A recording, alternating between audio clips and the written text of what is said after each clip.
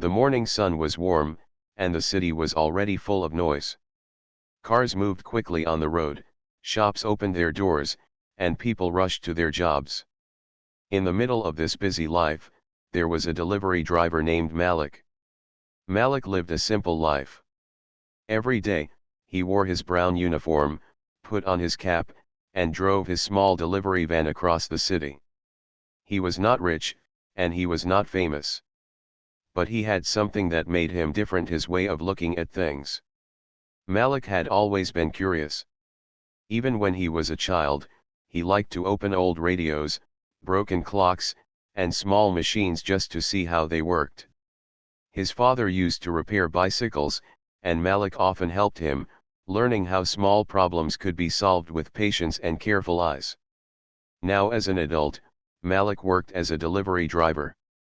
Most people thought it was an ordinary job, but for him, it was more than that.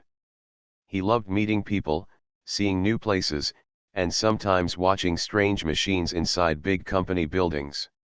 He often wondered how those machines worked, though he never said much about it.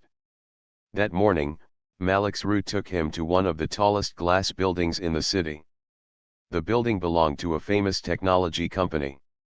Inside, people in white coats and blue uniforms worked on advanced projects that the world was waiting to see. Malik had delivered here many times before. Usually, he just signed the papers, gave the packages, and left. But today felt different the moment he parked his van outside. As he walked to the main gate carrying a box, he saw a group of engineers gathered near the entrance. Their faces were full of stress. Some were speaking quickly, their voices full of worry. Others stood with their arms crossed, shaking their heads. Malik slowed down for a moment, curious about what was happening. Inside the lobby, things looked even stranger. Normally, the building was quiet and organized. But today, there was noise everywhere. Phones rang, people hurried through the hallways, and the air was heavy with tension. Malik placed the package on the counter and signed the papers. Still, his eyes kept looking at the group of engineers standing near the elevator. One of them spoke loudly, "It has been 3 days. 15 of us are working, but nothing is working. Investors are waiting, and the deadline is almost here." Another replied in a tired voice, "We tried everything. We checked the software, the hardware, every wire. Still, the machine will not start." Malik didn't know exactly what they were talking about, but he understood one thing: something important had broken. And it was not a small issue. The receptionist, who knew Malik from his regular visits, whispered to him, "They are in big trouble. A new invention they built has stopped working. All these engineers can't fix it, and the whole company is worried. If they fail, the project might collapse." Malik nodded slowly. He did not ask questions, but inside his heart, curiosity grew stronger. He wondered what kind of machine could confuse 15 engineers at the same time. As he prepared to leave, Malik's path crossed with the engineers again. The elevator doors opened, and he saw them walking inside. Out of pure chance, Malik was also headed in the same direction, since he had another small package to deliver upstairs. He stepped into the elevator with them. The ride was silent at first, but Malik could feel the heavy atmosphere. The engineers looked tired, and some carried tablets filled with notes and designs. Malik, trying to be polite, simply smiled. One engineer glanced at him and sighed, "We are losing our minds over this problem." Malik gave a small nod and said gently, "Sometimes problems look big, but the answer hides in a small corner."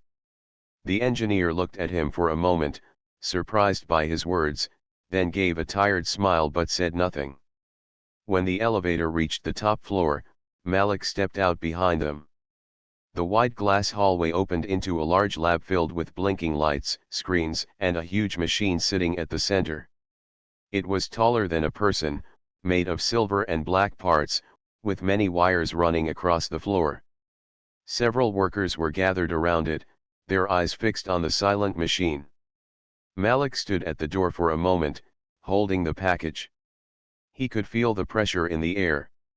The machine was clearly important. Even though he was only a delivery driver, he felt a strange pull toward it. Something inside him whispered that this day would not be ordinary. He handed the package to the assistant and prepared to leave, but his eyes could not stop looking at the machine. The sound of quiet clicks, the smell of heated wires, and the sight of blinking error lights reminded him of old days with his father, fixing broken engines in their small workshop. Malik did not know yet, but this moment was the beginning of something that would shock everyone in that building. The lab was filled with silence, broken only by the faint hum of machines and the quiet tapping of keyboards. Malik stood near the door, holding his empty delivery bag, ready to leave. Yet his eyes kept drifting back to the tall machine in the center of the room. It was large, shiny, and built with countless wires and glowing panels. But now, it sat lifeless, like a giant without strength. Around it, engineers moved restlessly. Some argued in low voices, others sighed heavily, while a few sat with their heads in their hands. The room had the feeling of defeat. The manager, a tall man with glasses named Mr. Rasa, walked back and forth across the room. His voice carried worry as he spoke to the team. 3 days, he said firmly. 3 days, and still nothing. Do you realize how serious this is? The investors are waiting for results. They expect the machine to be ready. If we fail, this entire project could be lost. Years of work, gone. One of the engineers, a woman named Nita, rubbed her forehead and replied, "We have checked everything, sir. The software, the connections, the circuits. Every possible part has been tested. It makes no sense. The machine should run, but it refuses." Another engineer, Farid, added with frustration, "We even rebuilt parts of the system. Nothing works. We are 15 people with degrees and years of experience, and still we cannot fix it." The weight of their words filled the room. Malik, who was still standing quietly near the wall, felt the tension. He was just a delivery driver. He was not supposed to be part of this discussion. Yet he could not help listening carefully. He glanced at the machine again. Its large panels reflected the lab lights. Its body was strong, but something in the way it sat silent reminded him of a broken bicycle he once repaired as a child. A bicycle can look perfect on the outside, but a single loose chain can stop it from moving. The engineers, however, were too deep in their stress to notice small things. They spoke in complicated technical language, discussing codes, data, and advanced designs. Malik did not understand all their words, but he could feel their desperation. Mr. Rasa finally said, "If we don't fix this by tomorrow, we will lose everything. Investors are already questioning us. They will pull out if we cannot prove this machine works. Do you understand what that means?" The engineers nodded, their faces heavy with worry. At that moment, Malik cleared his throat softly. He had not meant to speak, but the words slipped out. "Excuse me, may I ask what this machine is supposed to do?" The room grew quiet. Everyone turned to look at him. For a moment, the engineers were confused. Then one of them chuckled lightly and said, "You're the delivery driver, right? This is far too complicated to explain." Malik lowered his eyes respectfully. "I understand," he said calmly. "I was only curious." Mr. Rasa, however, studied him for a moment. He could see no arrogance in Malik's tone. It was genuine curiosity. So he explained briefly, "This machine is our company's pride. It is designed to process large amounts of energy in a clean and safe way. If successful, it will change industries and reduce pollution. But without it working, our project is useless." Malik nodded slowly. He still did not understand every detail, but he felt the importance of it. A machine that could help the world, stuck silent because of a hidden problem. The engineers returned to their arguments. They looked at screens, checked wires again, and tested buttons. But every effort ended the same way: nothing happened. Malik stepped closer to the machine, not too close, but enough to listen. He could hear faint clicking sounds, like something trying to start but failing. The sound reminded him of an old radio he once fixed with his father. That radio had worked only after a tiny, forgotten screw was tightened. Inside, Malik felt a spark of thought. But he did not say it out loud. After all, he was only a driver. What right did he have to speak among engineers who had studied for years? Still, something kept his eyes fixed on the machine. His heart whispered that the problem was not as big as everyone thought. Maybe it was hiding in a small place, waiting for someone to notice. Meanwhile, the pressure in the room grew stronger. The engineers grew more frustrated. One dropped his pen on the table in anger. Another shook his head and said, "We are wasting time. This cannot be fixed." Mr. Rosas slammed his hand lightly against the table. "No. We must fix it. Giving up is not an option." His voice echoed in the lab. Malik quietly stepped back toward the door. He had another delivery waiting. But as he turned, he heard the faint sound of the machine's gears clicking again. That sound stopped him in his tracks. He turned his head slightly, his eyes narrowing in thought. Something about that sound was important. Something the others were too busy to hear. As Malik walked out of the lab, his mind was full. He was just a delivery driver, yes. But deep inside, he felt this was not the end of the story. Something told him that he might return to that machine sooner than anyone expected. And when he did, everything in that building would change. The afternoon sun had begun to fade when Malik finished his deliveries for the day. He parked his van near his small apartment and sat quietly for a moment, his hands resting on the steering wheel. But his mind was not quiet. It was still full of the scene he had left behind at the tall glass building: the worried engineers, the silent machine, and the faint clicking sound that only he seemed to notice. He carried his bag upstairs and placed it on the wooden chair near the door. Normally, he would drink tea, rest for a while, and then read an old book or listen to the radio. But today he could not relax. His thoughts kept circling back to that lifeless machine. He remembered the way the engineers spoke, using difficult words and technical language. He could not follow most of it, but the sound of the machine spoke to him in a different way. He thought of his father's small workshop years ago.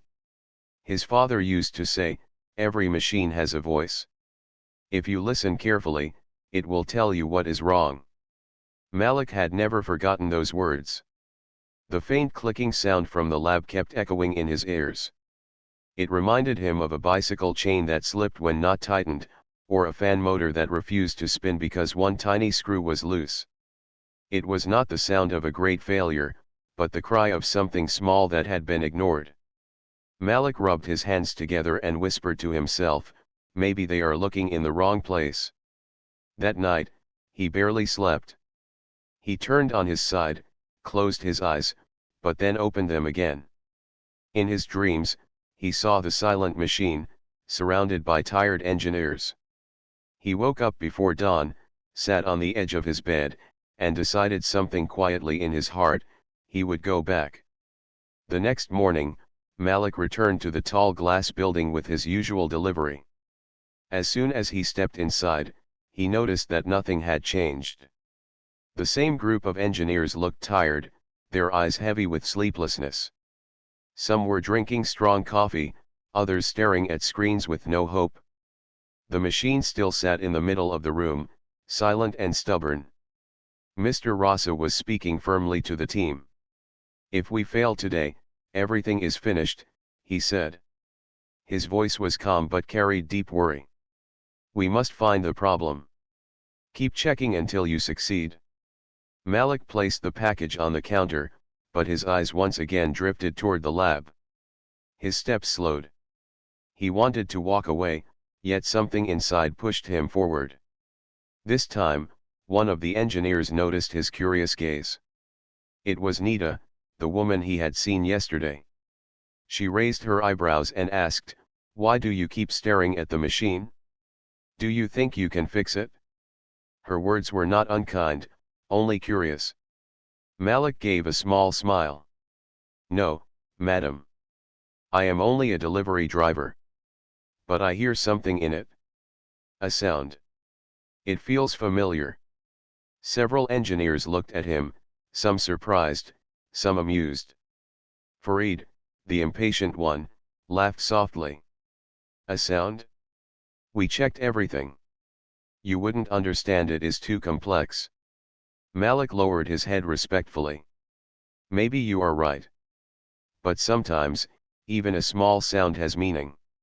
Mr. Rasa, who was nearby, heard the exchange. He walked over and studied Malik's face. "What exactly did you hear?" he asked. Malik hesitated for a moment, then replied honestly. "A clicking sound, like something is trying to move but cannot. It reminds me of small engines I used to fix with my father. When a chain is loose or a screw is not tight, it makes a sound like that." The room grew quiet. Some engineers frowned, others exchanged glances. Nita tilted her head. "We checked the big parts. We rebuilt systems. But, did anyone check the smaller connections? The hidden ones?" Farid shook his head. "That is too simple. The problem must be in the software or the core design." But Mr. Rasa lifted his hand. "Wait." He turned back to Malik. "You may not be an engineer, but sometimes fresh eyes see what we do not. Tell me, if you were standing near the machine, what would you check first?" Malik blinked in surprise. He had not expected to be asked such a question. Slowly, he said, "I would listen to where the sound comes from. Then I would look at the small parts, corners, joints, or hidden places where a wire may be loose. Sometimes the smallest thing stops the biggest machine." Mr. Rasa studied him thoughtfully. The engineers remained silent, some doubtful, some curious. Finally, Mr. Rasa said, "Very well. Show me where you would listen." The engineers gasped softly. Farid whispered, "Sir, you cannot be serious. He is a delivery driver." But Mr. Rasa replied firmly, "Yes, he is. And yet, 15 engineers have failed. What harm is there in listening to another idea?"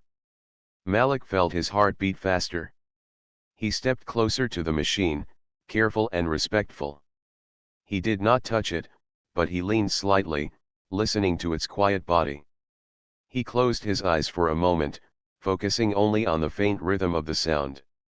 There it was again, the clicking, soft but steady, like a chain slipping with each attempt to move.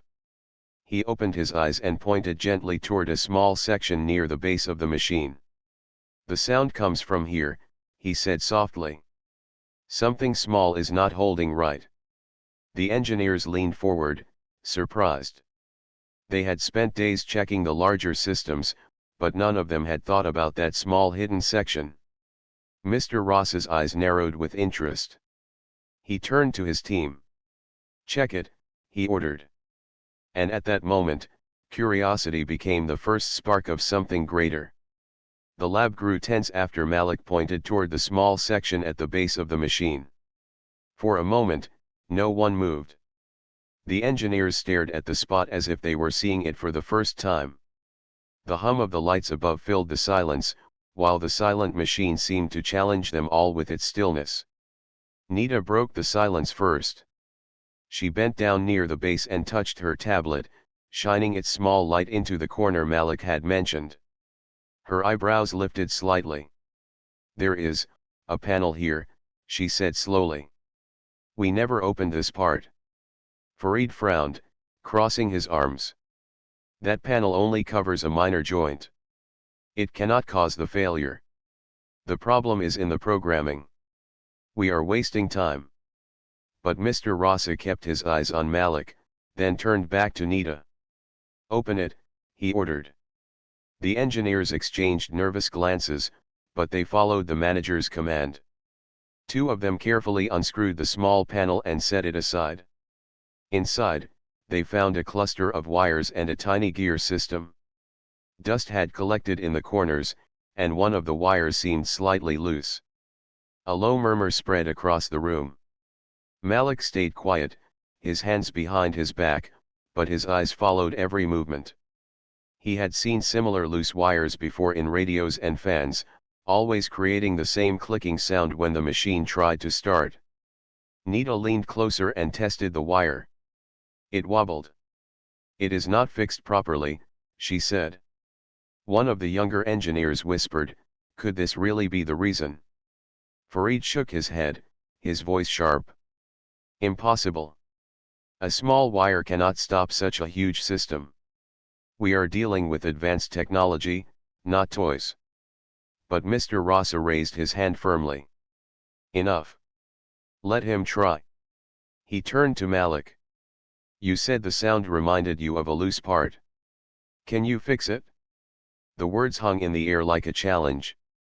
All eyes turned toward Malik. For a second, he felt the weight of their stares pressing on him. He was only a delivery driver. He had no degree, no certificate, no special uniform. What right did he have to touch this machine, the pride of the company? But then he remembered his father's voice. Every machine has a voice. Listen to it, and you will know what it needs. Malik took a quiet breath and nodded. "Yes, I can try." The engineers gasped. Some looked doubtful, others even upset. Fareed stepped forward quickly. "Sir, this is a mistake. If something goes wrong, the entire system could collapse. We cannot let a delivery driver handle our machine." Mr. Ross's eyes flashed with decision. 15 engineers have worked for 3 days and failed. If you have a better idea, speak. If not, step aside. Fareed clenched his jaw but said nothing more. Malik walked slowly toward the machine. His steps were steady, though his heart beat fast. The room fell completely silent. Even the hum of the light seemed softer now, as everyone held their breath. Malik knelt near the open panel and studied the wires carefully. He touched nothing at first, only looked and listened. He noticed the loose wire again, shaking slightly with every faint click. He also saw the small gear next to it, its teeth unable to lock properly because the wire was not fixed in place. It was like a bicycle chain slipping off, just as he had thought. He looked up at Mr. Rasa. "I will need a small tool," he said calmly. Nita quickly handed him a screwdriver from the workbench. Malik held it carefully, as if it were something precious. He reached into the panel and gently adjusted the wire, tightening the connection until it no longer moved. Then he cleaned the dust around the gear with a soft cloth one of the engineers passed to him. The whole lab watched in silence. Engineers who normally spoke with authority now stood quietly behind a delivery driver, watching him work with steady hands. After a few minutes, Malik closed the panel again and stood up. He wiped his hands on his uniform and stepped back. "It is ready," he said softly. Fareed laughed without humor. "That's it? You think tightening a wire will bring this machine to life? This is not a bicycle." But Mr. Rasa ignored him. He nodded toward the control board. "Power it on." One of the engineers hesitated, then pressed the button. The machine gave a low hum. For a moment, nothing happened. Then, slowly, the hum grew stronger. Lights began to blink across the panels. The gears inside turned smoothly, and the screens on the side lit up with green indicators. A wave of gasps filled the room. The machine was alive. For the first time in days, it responded exactly as it was designed to. The clicking sound was gone. Instead, it produced a steady rhythm, smooth and powerful. The engineers stared in disbelief. Nita covered her mouth with her hand. "It's working," she whispered. "It's actually working." Farid's face lost its color. He stepped back, unable to say anything. Mr. Ross's eyes widened, then softened. He turned to Malik, his voice filled with both wonder and respect. "You did it?" Malik shook his head gently. "It was the machine. It only needed someone to listen." The room fell silent again, but this time it was not heavy with worry. It was heavy with amazement. The delivery driver had done what 15 engineers could not. And deep inside, Malik knew this was only the beginning. The machine's deep hum filled the laboratory like the sound of a heartbeat returning after long silence. Bright green lights blinked across its panels, and the gears inside turned with smooth rhythm. The screens, once dark, now showed clear signals of success. For a moment, no one in the room moved. They simply stared, almost unable to believe what their eyes were seeing. Nita was the first to speak. Her voice trembled with excitement. "It's working. It's really working." Other engineers rushed forward, checking their monitors. Each display showed the same result: the system was alive, and all readings were normal. The impossible problem that had defeated them for days was gone. Farid stood frozen, his mouth half open, unable to form words. He had argued against Malik, laughed at his suggestion, and now the truth shone brightly before him. A delivery driver had solved the problem that 15 trained engineers could not. Mr. Rasa let out a long breath, his shoulders relaxing for the first time in days. He turned to Malik with eyes full of respect. "You saved us," he said simply. Malik shook his head gently. "I only saw what was hidden," he replied. His tone was humble, almost soft, but his words carried weight. The room erupted in movement. Engineers hurried around the machine, checking every corner to confirm it was stable. Each test showed the same: the system was functioning perfectly. One young engineer whispered to another, "How could we all miss something so small?" The other answered quietly, "We were too focused on the big picture." He saw what we could not. As they worked, Malik stepped back, watching calmly. He did not need recognition. The joy in his heart came from the sound of the machine running smoothly. It reminded him of the times he repaired broken radios with his father, the moment when silence turned into music. Mr. Rasa walked over and placed a hand on Malik's shoulder. "Do you realize what you have done? Investors were ready to leave. We were about to lose years of work. And now because of you we can move forward." Malik gave a small smile. Sometimes problems are not as big as they look. They only need someone to listen carefully. The words touched the room deeply. Engineers who had dismissed him earlier now looked at him with new respect. Their faces no longer showed doubt, but admiration. Nita, her eyes shining, said, "You must stay. We need you. You have a gift." Malik laughed softly.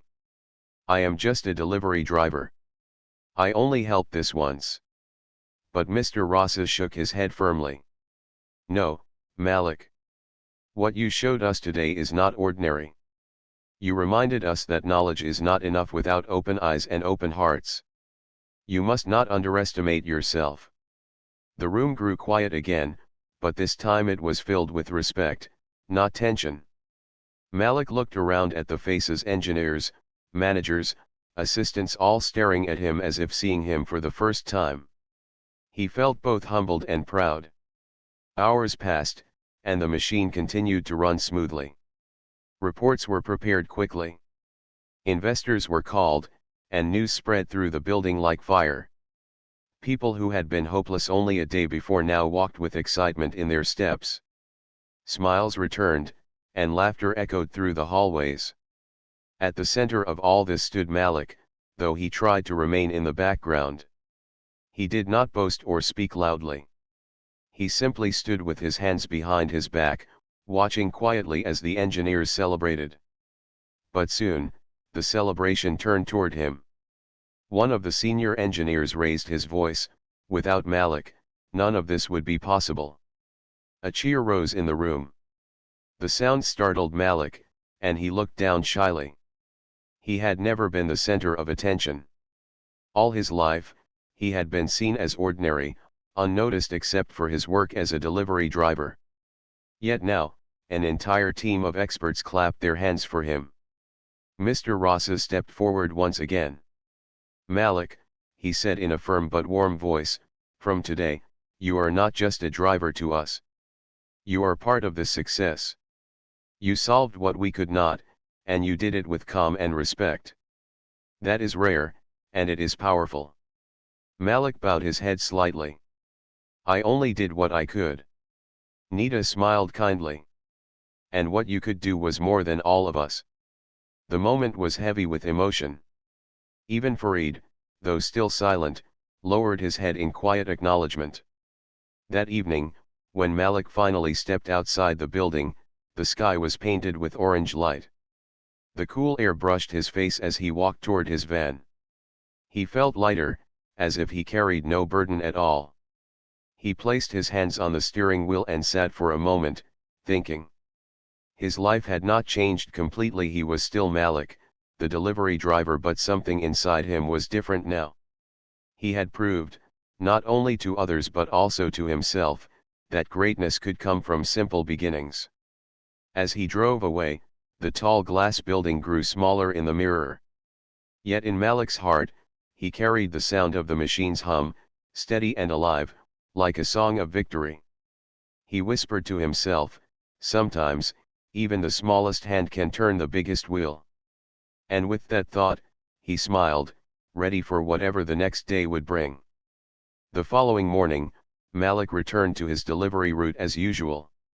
The city looked the same: buses honking, shopkeepers lifting shutters, children hurrying to school, but for him, everything felt slightly different. He carried the same brown uniform and drove the same van, yet his heart was lighter. The memory of yesterday still glowed inside him, the moment when the machine came to life, the cheers of the engineers, and the respect in Mr. Ross's eyes.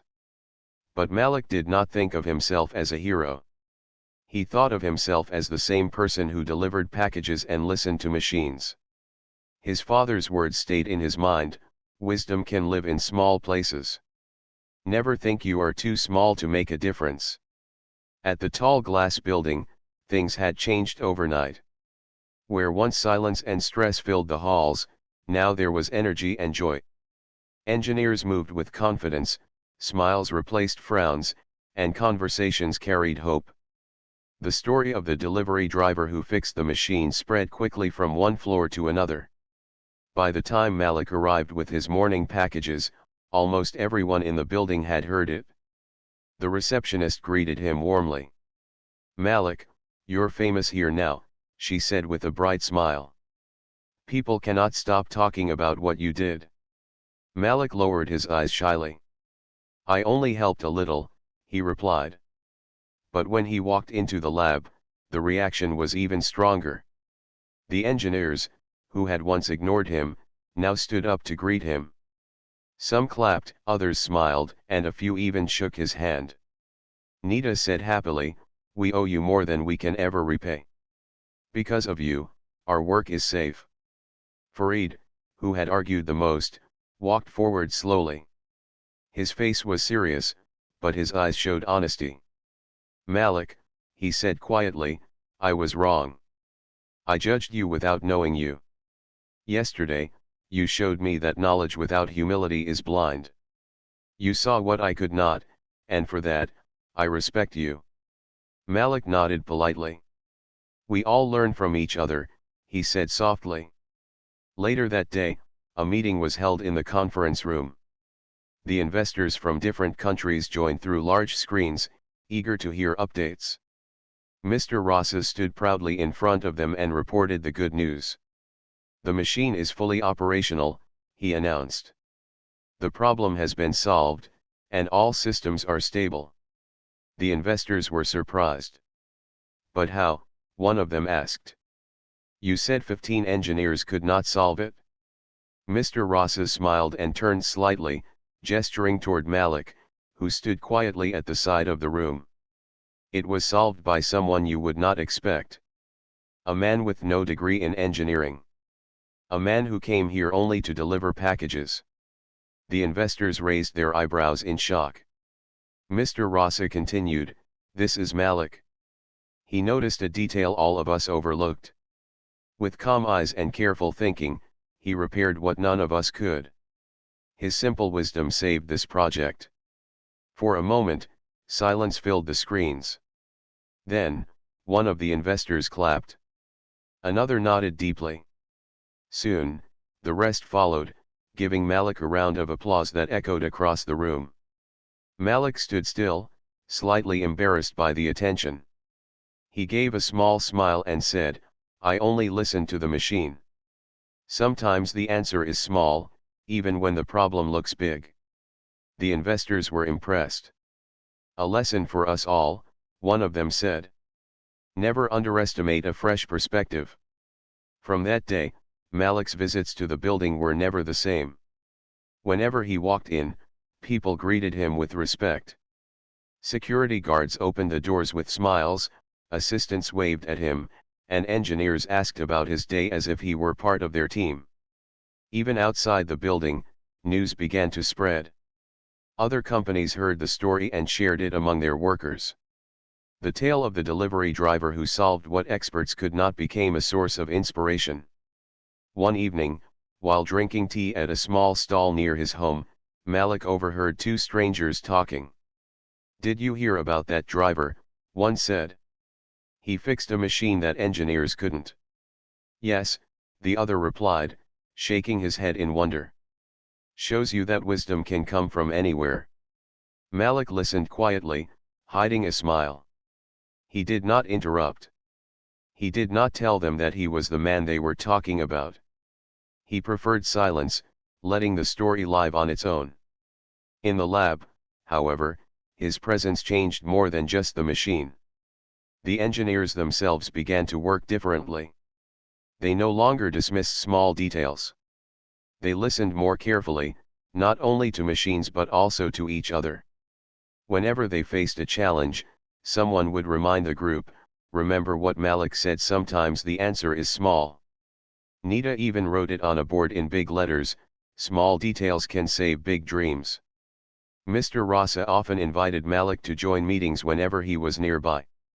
"Your voice is important," he said. "You remind us that greatness is not about titles but about seeing clearly." Though Malik always insisted he was only a delivery driver, inside his heart, he felt a quiet pride. He had earned respect not by asking for it, but by showing patience, humility, and courage. One night, as Malik drove home after another long day, he looked at the stars shining above the quiet streets. The city lights glowed around him, but his mind was peaceful. He thought of how life had surprised him, how a simple act had opened doors he never imagined. He whispered softly, "Respect is not given by uniforms or positions. It is given by actions." And with that, he smiled, knowing he had not only fixed a machine, but also touched lives and changed minds. Weeks passed after Malik's small but powerful discovery. The machine in the tall glass building continued to run without trouble, producing results faster than anyone had expected. What once looked like a project ready to collapse now became a shining example of success. Investors praised the company, newspapers wrote about the breakthrough, and engineers proudly showed their work. But behind all the praise, one name remained whispered with respect: Malik. The man who was never part of the team, yet became the key to saving it. Every morning, Malik still drove his delivery van through the busy city.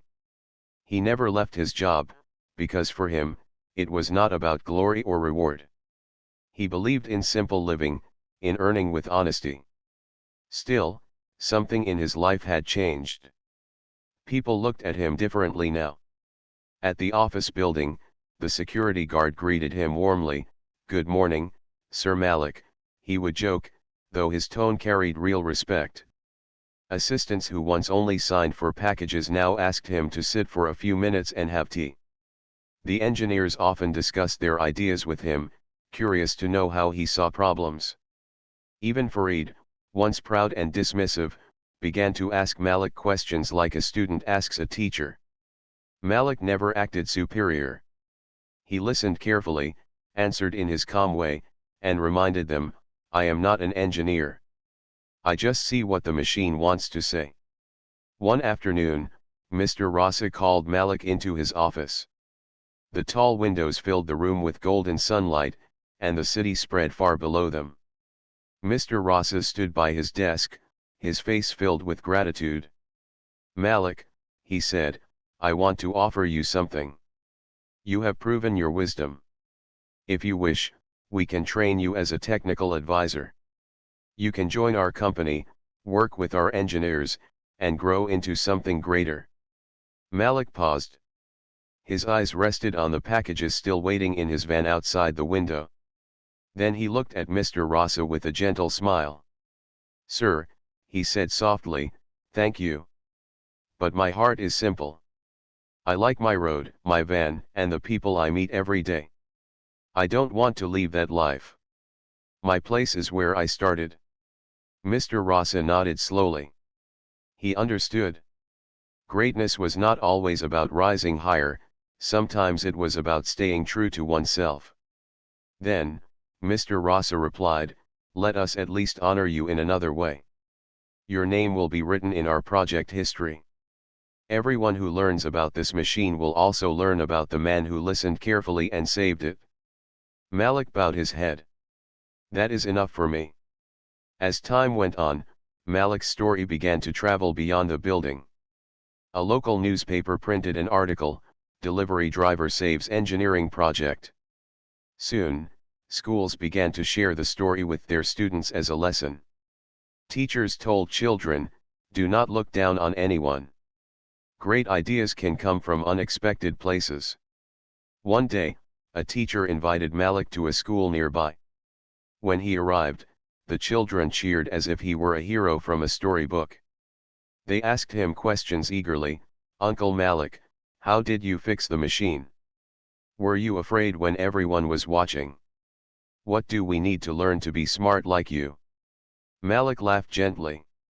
He told them in his calm voice, I was not afraid, children. I only listened. If you want to be smart, you must learn to listen carefully to people, to books, to nature, even to silence. Listening brings answers. The children clapped, and Malik left the school with a warm heart. For him, this was the true reward, not fame, not money, but the chance to inspire others.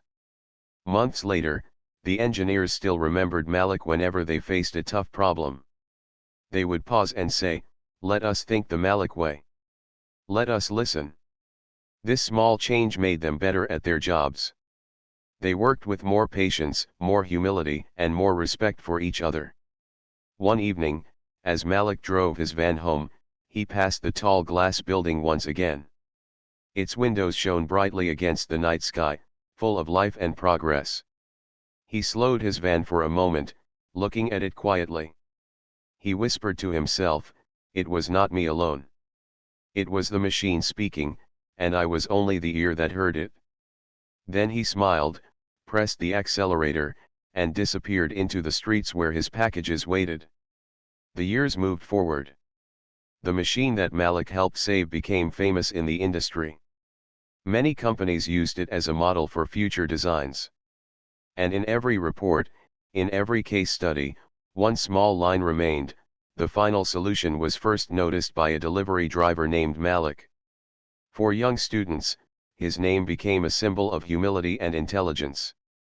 For engineers, his story was a reminder to never ignore simple voices. And for Malik himself, life continued as before, simple, quiet, but deeply meaningful.